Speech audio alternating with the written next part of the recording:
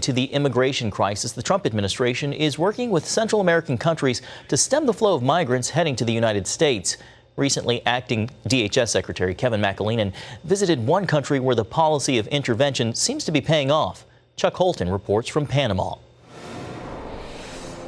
A photo op at the Panama Canal as the acting Secretary of the Department of Homeland Security, Kevin McAleenan, visits the Latin American nation, hoping to increase cooperation between the U.S. and the new Panamanian president, Laurentino Cortizo.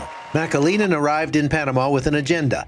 The U.S. wanted Panama to become a safe third country and agreed to take in thousands of immigrants from around the world who are passing through here en route to the United States.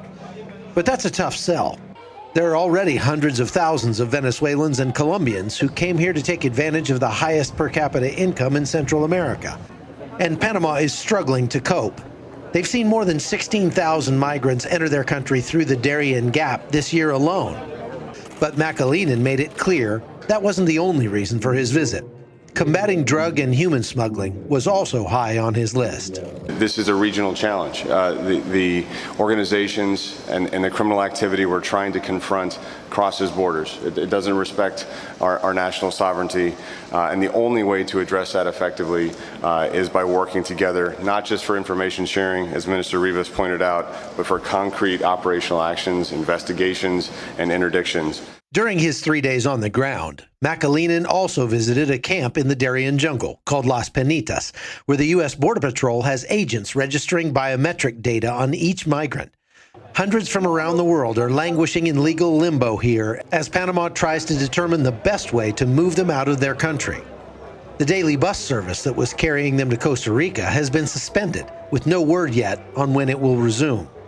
This uncertainty has made some migrants rethink their plans to seek asylum in the U.S.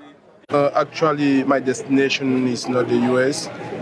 My destination is a safe havens where I can have peace and I can do something to help my family back home. Many of the migrants who come through here that need medical attention end up at the hospital here in Metatí because it's the closest one to the migrant camp. But this place is already overstressed, and it doesn't have enough medical supplies even for the people who live here. And so the huge number of migrants is causing some friction between the residents and these migrants coming through the jungle. And the new government is working hard to come up with an acceptable solution. This is about illegal trafficking, and we have to put a stop to it. Panama accepts its regional responsibility, but we have to stop it. We do not want those people to come through here.